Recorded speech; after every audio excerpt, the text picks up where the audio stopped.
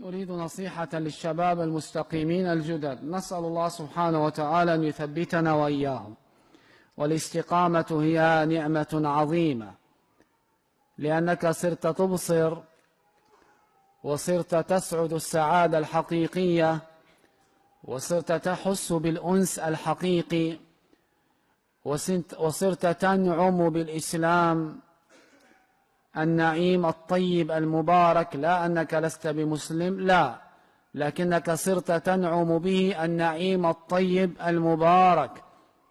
صرت تقبل على بيوت الله بعد أن كنت جافيا، وصرت تتلو القرآن بعد أن كنت له هاجرا، وصرت تنظر بعينين طيبتين لمن حواليك، فإن الذنوب تجعل القلب مظلما، وصار الأمل ينبعث في قلبك، وصرت صاحب طموحات وأهداف.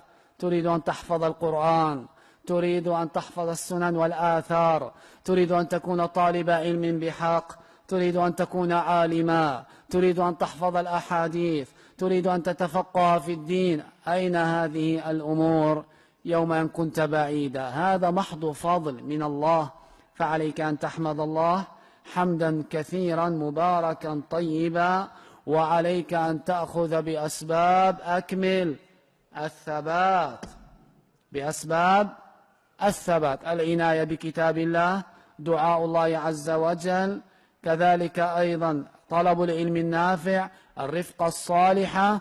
ونسأل الله لنا ولك الثبات ولإخواننا جميعا. جزا الله معالي الشيخ خير الجزاء، وجعلنا الله وإياكم ممن يستمعون القول فيتبعون أحسنه.